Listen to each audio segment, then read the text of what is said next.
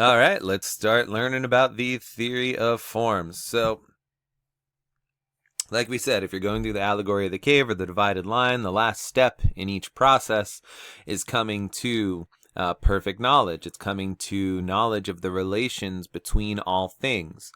It's coming to knowledge of the forms. So what are the forms, right? Well, Plato believed that there existed these objects. He called them the forms. So they're actually existing objects. Right? That's important. And these forms, they're changeless, they're eternal, and they're non-material objects, right? So it's not like in our body we could go run over to where the forms are and look at them, right? It's not like we could get in a rocket ship and go up into space and search the universe, and eventually we'd stumble upon these physical objects called the forms. No, they're non-material, they're changeless, and they're eternal. So they're sort of these perfect, if you want to think of it this way, sort of perfect abstract representations of all the physical things you see in the world. Right, so we'll get there. So they represent those objective truths or the highest level of reality. And here's another way to think about it, right? So all just things in the world, right? You see a just action when somebody gets their due, when somebody's punished appropriately, when somebody's given money that they're owed, right? Justice is occurring. Those are all just particular just acts. And Plato wants to say they all share in something.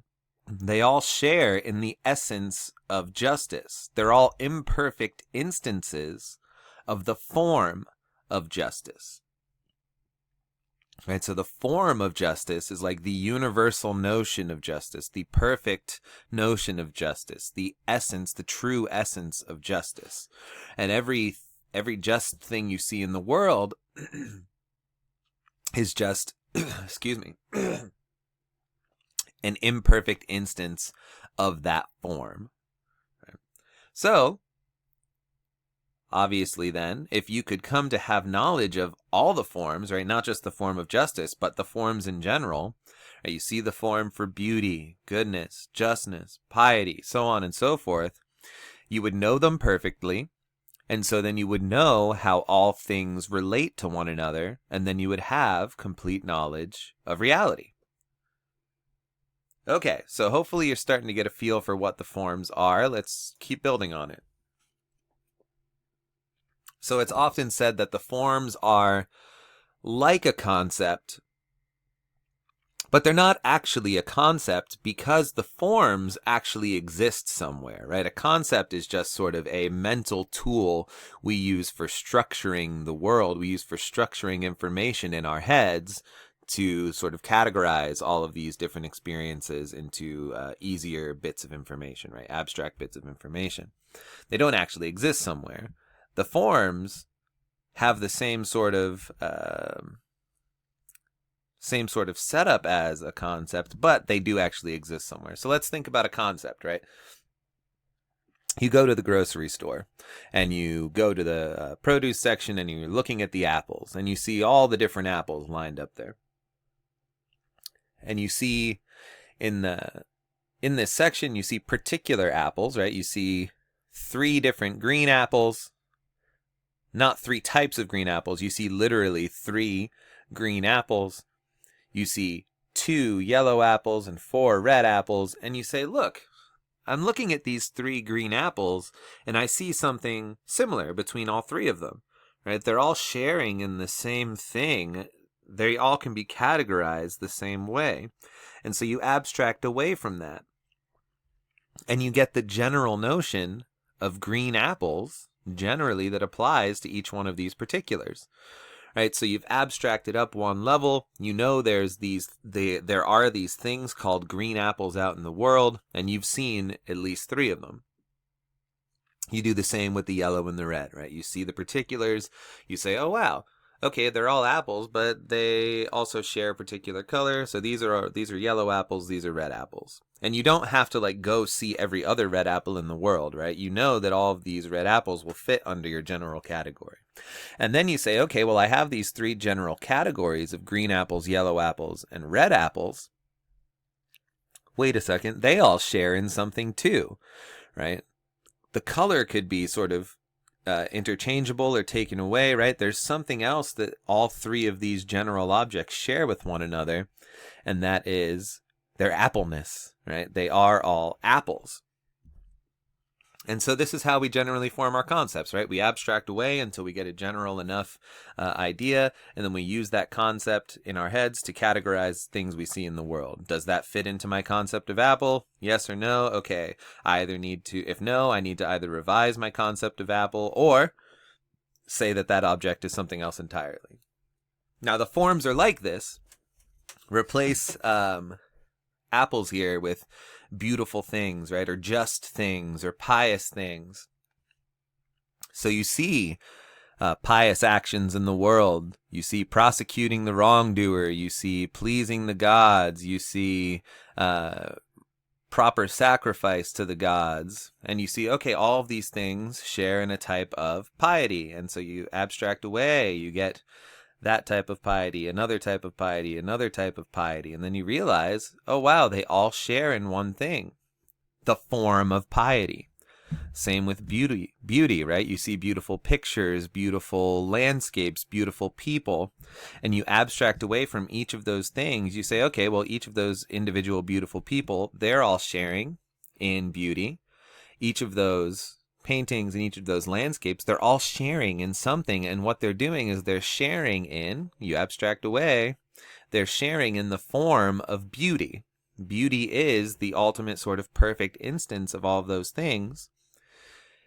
The form of beauty is the essence of beauty, and so all of these particular things you see out in the world are just somehow emulating or participating in that perfect essence of beauty that the form is.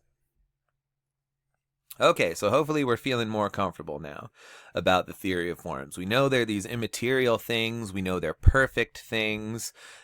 We know that all of the things we see in the world are lacking in comparison to the forms, but they share in that essence. And then we can see that particular things share in that essence and find our way to these abstract notions of the forms. Okay, we'll get more detail as we go, but that should give you a rough idea for what's going on here. So now we still have this big looming question for Socrates' project, right? So Plato and Socrates both were saying, look, there's an objective truth out there. Socrates thought his quest for definitions is going to lead him to objective truth, right? If he searches for the definition of piety or justice or virtue, he's going to be led to the objective truth about all those things. But as we said, right, how do we really know that he's going to find an objective truth in the end? Okay, so Plato claims, right, what Socrates was really searching for through his quest for definitions was actually knowledge of the forms, right? So Socrates said, define piety for me, but what he was really looking for was the essence of piety, or the form of piety. So to truly know what piety is, one has to abstract away from all of those particular pious acts and come to know the essence or reality or form of piety. But still, this doesn't quite answer our question, right? Okay, Plato, the forms sound like the type of thing that would solve Socrates' problem, but how do we know that those forms exist? Where's the argument, right? We've never seen them. By definition, we haven't seen them. You told us they're non-material. So I can't go anywhere to find them. I can't go anywhere to get proof that they exist. So why should we believe your claim? Right? Not only do we have to believe in forms, these perfect objects, we haven't seen anything perfect, right? So why should we believe there's a perfect instance of anything out there? And then secondly, they're immaterial. So now, for Plato's theory to work, he also has to convince us that there is an immaterial realm that exists.